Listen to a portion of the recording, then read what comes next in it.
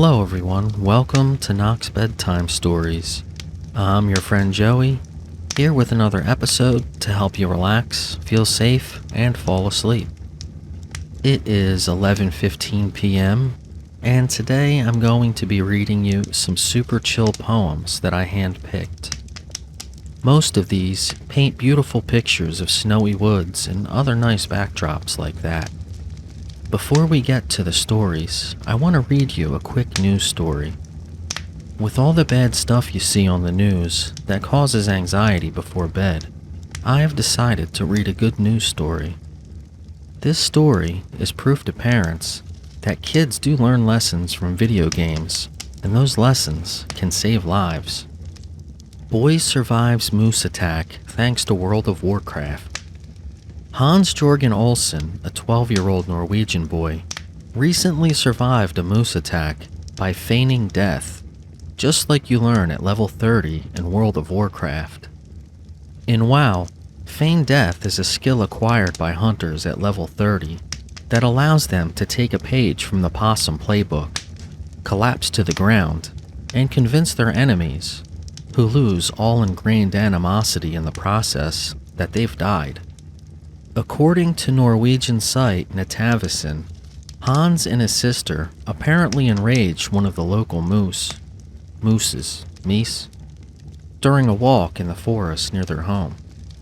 After shouting at the giant creature to ward it away from his sister, Olsen dropped to the ground, and presumably his life bar plummeted to 0. Moose have never been known as the wisest creatures in the forest, and the boy's show of necrosis seems to have worked, as both he and his sister survived intact. It's easy to decry video games as a menace to society, but in a world where MMOs save adorable tow-headed Norwegian children from a deadly moose, can they really be that bad? So, I hope you got a little amusement from that news article. And just remember to stay away from the news sites and Facebook if you can. They're only going to distort your reality.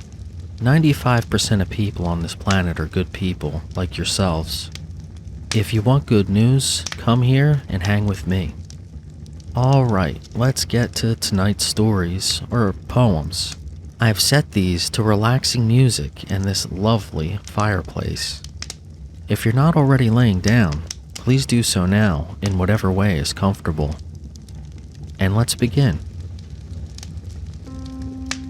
Once upon a midnight dreary, while I pondered weak and weary over many a quaint and curious volume of forgotten lore, while I nodded nearly napping, suddenly there came a tapping, as of someone gently rapping at my chamber door.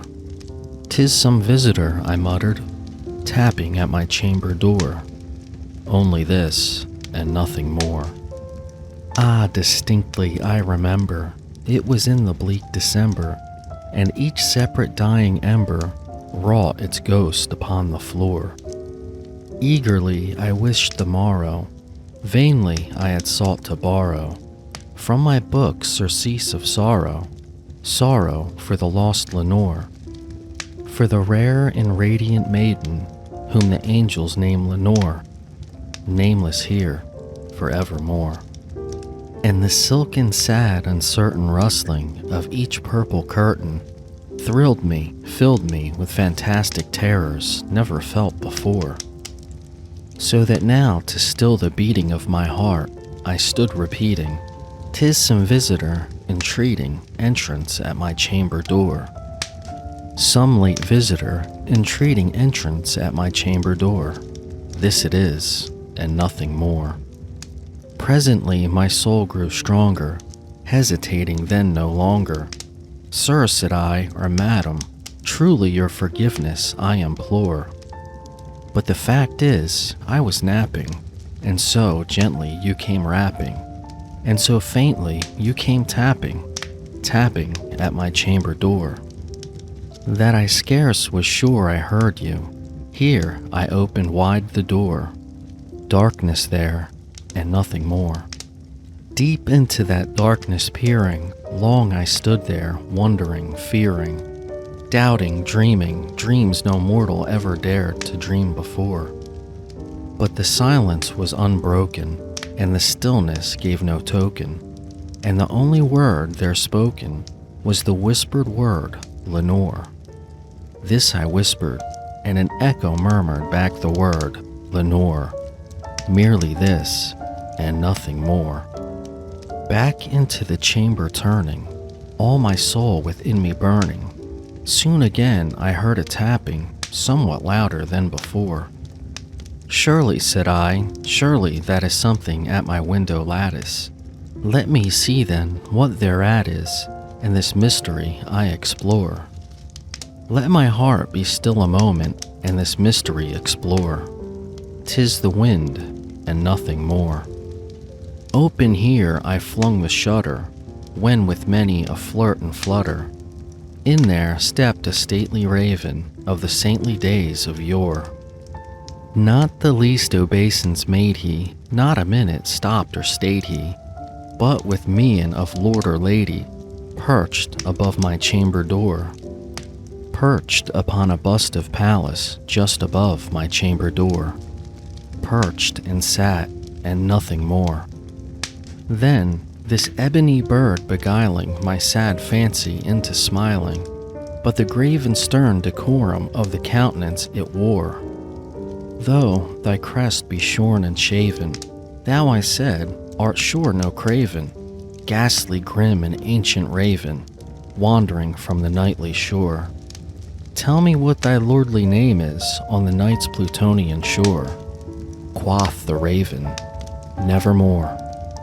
Much I marveled this ungainly fowl to hear discourse so plainly, though its answer little meaning, little relevancy bore.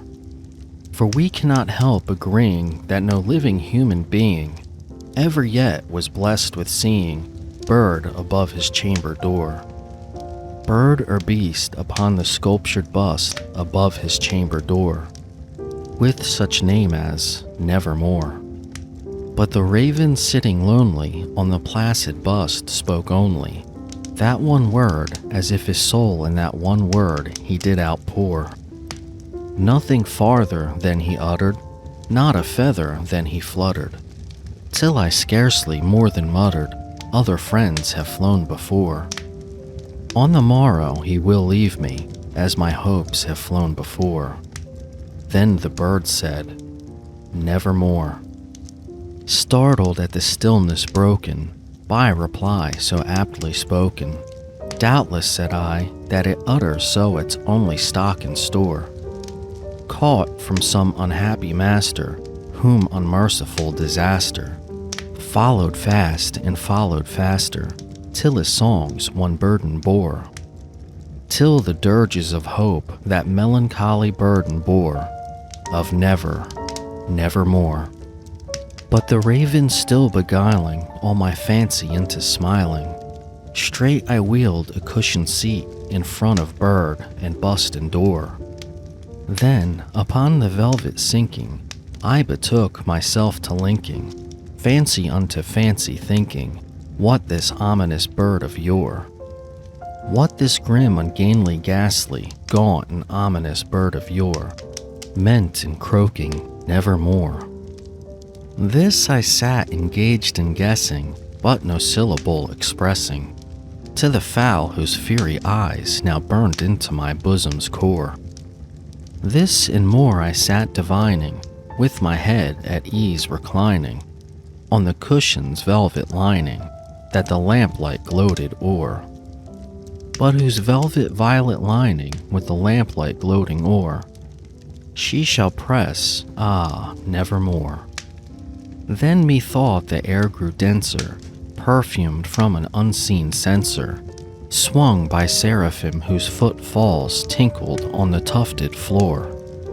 Wretch, I cried, thy God hath lent thee, by these angels he hath sent thee, respite, respite, and nepenthe from the memories of Lenore.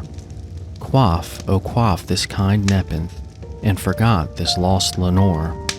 Quoth the raven, Nevermore. Prophet, said I, thing of evil, prophet still, if bird or devil. Whether tempter sent, or whether tempest tossed thee here ashore, desolate yet all undaunted, on this desert land enchanted, on this home by horror haunted, tell me truly, I implore, is there balm in Gilead? Tell me, I implore. Quoth the raven, nevermore. Prophet, said I, thing of evil, prophet still, if bird or devil, by that heaven that bends above us, by that God we both adore.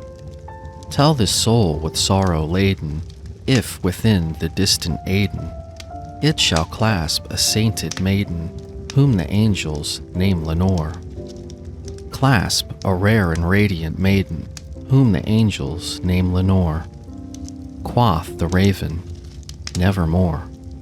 Be that word our sign of parting, bird or fiend, I shrieked upstarting. Get thee back into the tempest and the night's Plutonian shore. Leave no black plume as a token of that lie thy soul hath spoken. Leave my loneliness unbroken. Quit the bust above my door. Take thy beak from out my heart, and take thy form from off my door. Quoth the raven, nevermore.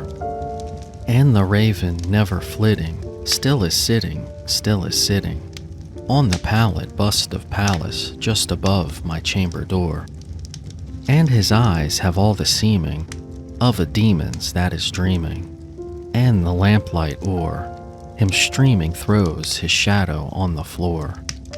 And my soul from out that shadow that lies floating on the floor shall be lifted, nevermore. A Dream by Edgar Allan Poe. In visions of the dark night, I have dreamed of joy departed, but a waking dream of life and light hath left me broken-hearted. Ah, what is not a dream by day, to him whose eyes are cast on things around him with a ray, turned back upon the past. That holy dream, while all the world were chiding, hath cheered me as a lovely beam, a lonely spirit guiding. What though that light throw storm and night, so trembled from afar? What could there be more purely bright in truth's day star? The Star by Sarah Teasdale. A white star born in the evening glow looked to the round green world below, and saw a pool in a wooded place that held like a jewel her mirrored face. She said to the pool, O wondrous deep, I love you, I give you my light to keep. O more profound than the moving sea, that never has shown myself to me. O fathomless as the sky is far, hold forever your tremulous star. But out of the woods as night grew cool, a brown pig came to the little pool. It grunted and splashed and waded in, and the deepest place but reached its chin. The water gurgled with tender glee, and the mud churned up in it turbidly. The star grew pale and hid her face in a bit of floating cloud-like lace. The Village Street by Abijah M. Ide. In these rapid restless shadows, once I walked at eventide, when a gentle silent maiden walked in beauty at my side. She alone there walked beside me, all in beauty like a bride. Pallidly the moon was shining on the dewy meadows nigh, on the silvery silent rivers, on the mountains far and high, on the ocean's starlit waters where the winds a-weary die. Slowly, silently we wandered from the open cottage door, underneath the elm's long branches to the pavement bending o'er, underneath the mossy willow and the dying sycamore. With the myriad stars in beauty, all bedight the heavens were seen. Radiant hopes were bright around me, like the light of stars serene, like the mellow midnight splendor of the night's irradiate queen. Audibly the elm leaves whispered peaceful, pleasant melodies, like the distant murmured music of unquiet, lovely seas. While the winds were hushed in slumber, in the fragrant flowers and trees, wondrous and unwonted beauty still adorning all did seem, while I told my love in fables, 'neath the willows by the stream, would the heart have kept unspoken love that was its rarest dream. Instantly away we wandered in the shadowy twilight tide, she the silent scornful maiden walking calmly at my side, with a step serene and stately, all in beauty, all in pride. Vacantly I walked beside her, on the earth mine eyes were cast, swift and keen there came unto me bitter memories of the past. On me like the rain in autumn, on the gone leaves cold and fast. Underneath the elms we parted, by the lowly cottage door, one brief word alone was uttered, never on our lips before. And away I walked forlornly, broken-hearted evermore. Slowly, silently I loitered, homeward in the night alone. Sudden anguish bound my spirit, that my youth had never known. Wild unrest, like that which cometh when the night's first dream hath flown.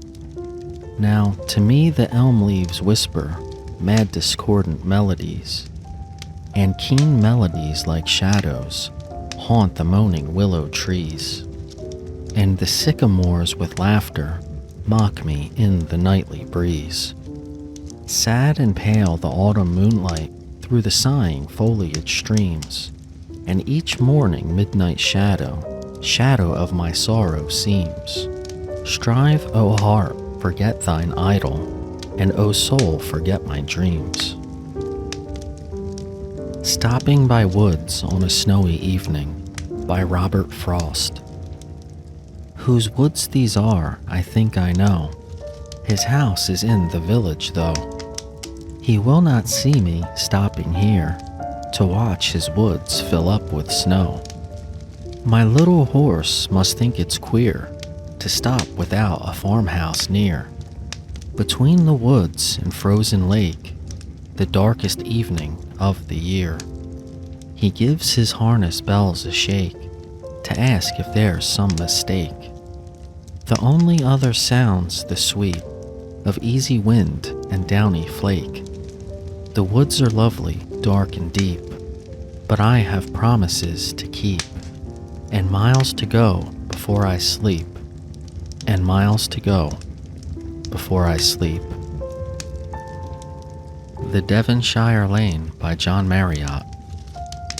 In a Devonshire lane as I trotted along, the other day much in want of a subject for song, thinks I to myself, I have hit on a strain.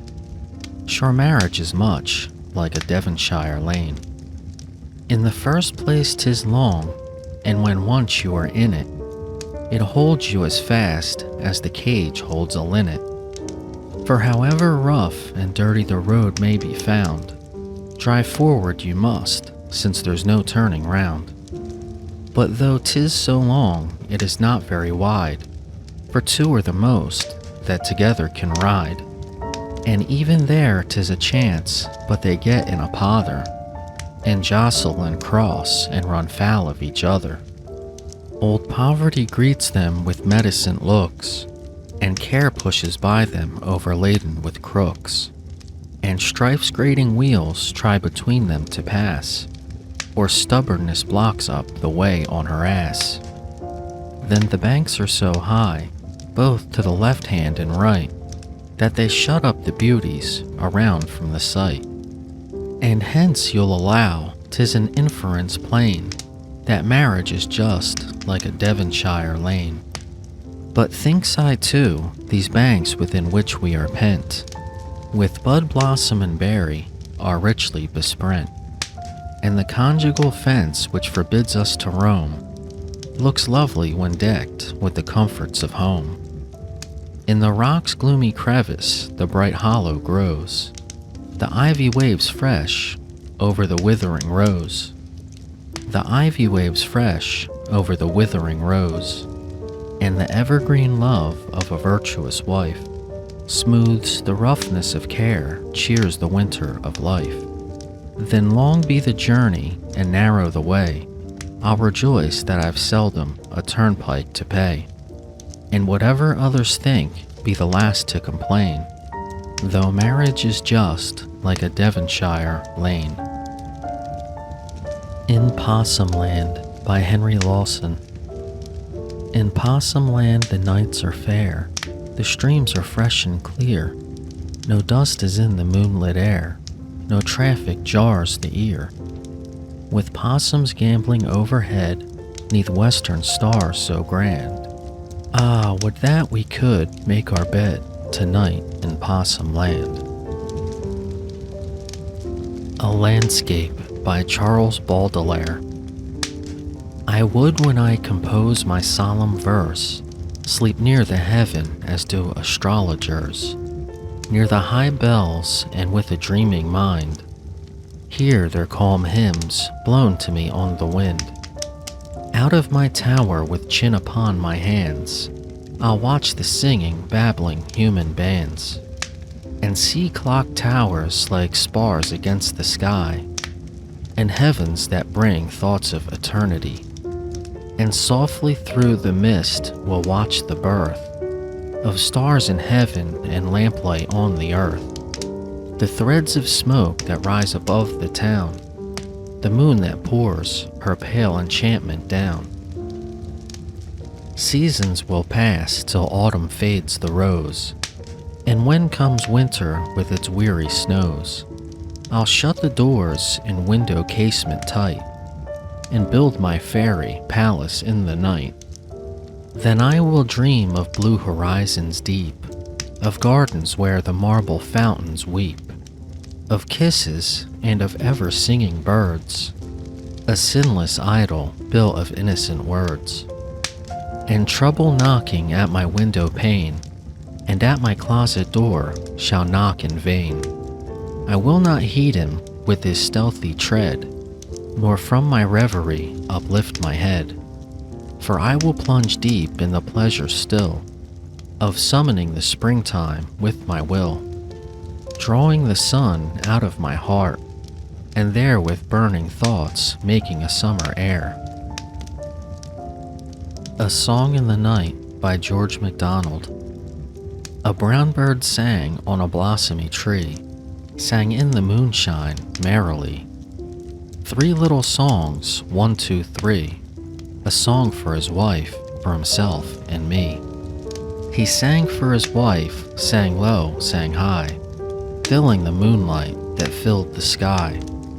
Thee, thee, I love thee, heart alive, thee, thee, thee, and thy round eggs 5. He sang to himself, what shall I do with this life that thrills me through and through? Glad is so glad that it turns to ache. Out with it, song, or my heart will break. He sang to me, man, do not fear, though the moon goes down and the dark is near.